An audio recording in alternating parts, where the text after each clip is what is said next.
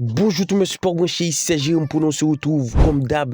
Nouvelle vidéo du jour, nouvelle vidéo de Premier League avec la 4e journée de l'équipe. J'espère que vous êtes chaud. Ça a été super bon sur la dernière vidéo, donc on va essayer de tout donner. Comme chaque semaine, je vous partage mes avis sur les différents championnats majeurs, que ce soit Ligue 1, Premier League, Serie A, Bundesliga. Va y avoir la Champions League de l'équipe. N'hésitez pas, va y avoir également des vidéos. Abonnez-vous si vous êtes nouveau ici en activant la cloche pour rater aucun de nos prochains contenus, puisqu'on reste très régulier. L'équipe, on est de retour et on va cartonner. Et comme je le dis si souvent, si vous voulez plus de pronostics, plus de prédictions, c'est le Telegram. Il est gratuit, tout est gratuit dans le Telegram de Jérôme Prono. Le lien se trouve en commentaire épinglé ou dans la description. On se retrouve directement en Premier League, le match qui oppose Southampton Manchester United. Les cotes sur ce match restent tout de même intéressants avec la victoire de Manchester United 1,68, le nul à 4,35 et le match nul à 3,90. C'est tout de même compréhensible puisque après déjà 3 journées l'équipe, c'est tout de même 3 défaites du côté du Southampton, une équipe qui reste une dynamique ultra catastrophique et surtout une performance à désirer, surtout lors du premier match, même avec un carton rouge, ça n'a pas su faire la victoire, plutôt une défaite 1-0 contre Newcastle. Et pour moi, face à cette équipe de Manchester United, qui même si ça galère en ce moment, qui même si sur les 3 dernières rencontres, c'est une victoire pour 2 défaites, pour moi, United a du répondant. C'est une formation qui, pour moi, a un effectif plutôt bon. On va partir sur la victoire de United dans au moins une mi-temps, c'est-à-dire United gagne, que ce soit la première mi-temps ou le second mi-temps. C'est un pronostic qui, pour moi, devrait se valider avec l'armada offensif et surtout l'effectif de United. Cela devrait vite glisser, pourquoi pas sur le score 2-1. On enchaîne directement avec le match qui oppose Man City Brentford. Déjà, attendez-vous à avoir un City qui part favori dans la majorité de ces rencontres, que ce soit contre les gros ou que ce soit contre les bas de tableau. Donc, un City qui déjà carton plein en Premier League l'équipe pour les 3 premières rencontres. C'est 3 victoires consécutives, un carton plein, 3 victoires, 9 buts marqués pour seulement 2 buts encaissés. C'est pour moi une formation qui est très bien partie pour rester dans la ligne de ce qu'elle a proposé les saisons passées. Un effectif qui tout de même reste ultra bon, un 3-2-4-1, un Allen qui reste en feu et qui surtout marque dans la majorité de ses rencontres. Et face à cette équipe de Brentford, l'équipe croit voyez à vos matchs, même si du côté de Brentford, c'est tout de même 2 victoires, une défaite, mais City part largement favori. Une formation de City qui pour moi à domicile peut le faire. Je m'attends à avoir au minimum 3 ou 4 buts face à une équipe de Brentford qui a su montrer pas mal de difficultés. Donc la victoire de City, le 1,5 but, c'est un score plutôt à l'avantage de City, 3 buts à 1.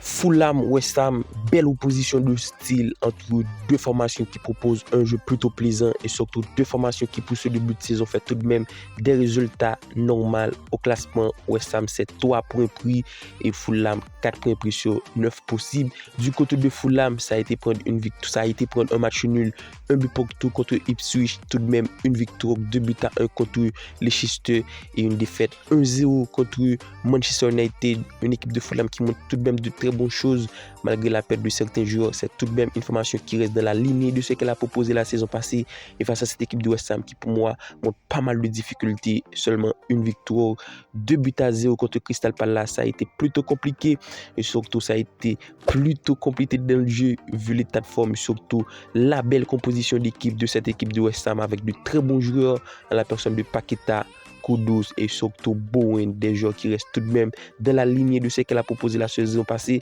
Donc pour moi, le pronostic n'a nul doute, West Ham au match nul, match plutôt équilibré avec tout de même l'avantage du score West Ham, 2 buts à 1. On enchaîne directement Liverpool-Nottingham Forest, tout comme la dynamique de Manchester United. C'est la même chose du côté de Liverpool, 3 sur 3, une équipe qui a pris jusque-là 0 but pour 7 buts marqués. C'est ultra costaud du côté de Liverpool pour ce début de saison. A noté une victoire 3 buts à 0 contre Manchester United, 2 buts à 0 contre Brentford et la victoire 2 buts à 0 contre Ipswich. Une formation qui tout de même part avec de très bonnes certitudes avec le nouveau coach Anslo, un nouveau projet. Donc pour ce match à domicile, la victoire de Liverpool 1-19, c'est compréhensible. C'est une formation qui tout de même, malgré la perte de de Jürgen Klopp, c'est ultrament fort, un effectif qui se connaissent, des joueurs qui performent à la perfection. C'est un 4-2-3-1 pour moi l'équipe. Liverpool, le mode de 4.5 buts, c'est un pronostic qui peut vite se valider. Je m'attends à avoir au minimum 2 ou 3 buts. Mais Nottingham Forest, on le constate, c'est pas une formation qui encaisse beaucoup. Ça a été prendre que seulement 3 ou 4 buts. Donc Liverpool et le mode de 4.5 buts, l'avantage du score, puisque je vois la victoire de Liverpool sur le score de 2-1. Crystal Palace, Leicester, on va essayer d'enchaîner fort puisque c'est le 16e qui reçoit le 15e au classement.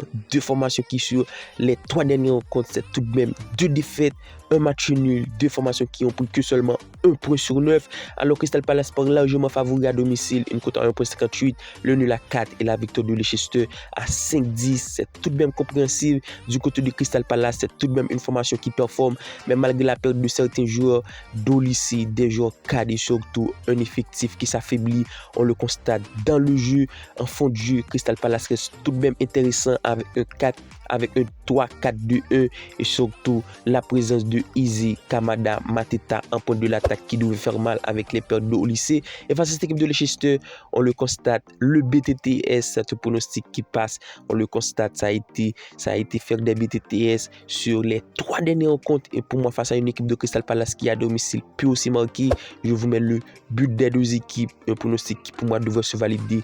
Pourquoi pas l'avantage du score Crystal Palace à domicile, 2-1. Brighton, Ipswich, match qui tout de même s'annonce déséquilibré, même malgré le niveau de jeu que propose Ipswich. Mais face à cette équipe de Brighton, ça va être ultra compliqué. Une formation qui se retrouve 3e avec 7 points.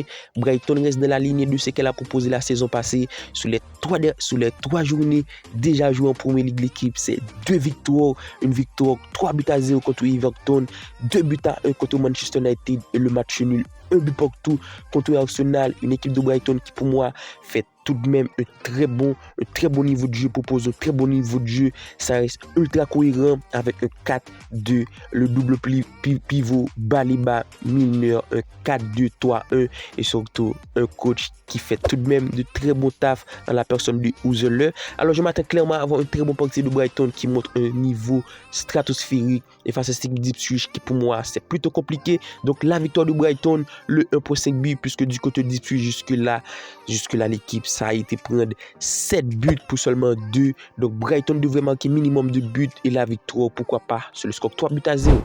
L'avant-dernière côte oppose Aston Villa Everton. Alors pour ce match, il y a clairement un favori qui se dégage et c'est pour moi Aston Villa pour une cote à 1.44 à domicile. C'est un favori qui se dégage parce que pour moi, l'effectif d'Aston Villa reste bien plus au-dessus de celle d'Everton. C'est tout de même un effectif avec de très bons joueurs en la personne d'Onana, leur nouvelle recrue.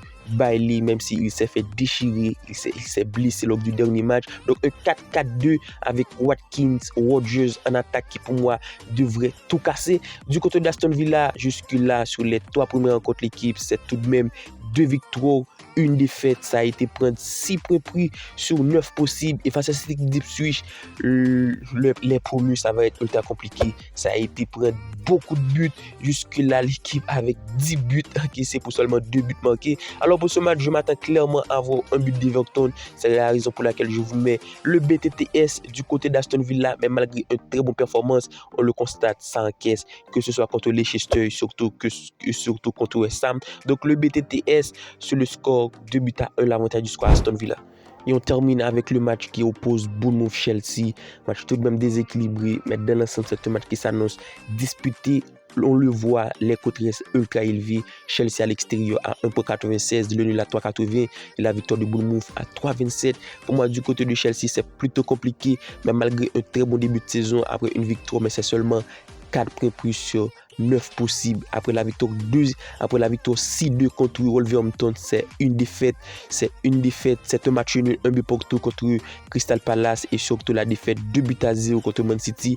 Plutôt compliqué du côté de Chelsea, mais malgré un effectif plutôt bon, c'est pour moi une formation qui reste à retrouver un bon niveau de jeu, à retrouver de l'automatisme. C'est plutôt compliqué, donc la raison pour laquelle je vous mets le BTTS, parce que le constate, Chelsea encaisse beaucoup et à l'extérieur face à cette équipe de Bournemouth, crois-moi, ça va encaisser. Mais malgré une très bonne ligne d'attaque avec Gusto Fofana, Colwill, Kokorila et le double pivot Caicedo, Lavia, ou Caicedo et Fernandez, ça reste tout de même compliqué. Donc le BTTS pour moi reste plutôt évident face à une équipe de Bournemouth qui reste tout de même ultrament fort avec tout de même des résultats plutôt bons. Donc le score à l'avantage du Chelsea, 3-1.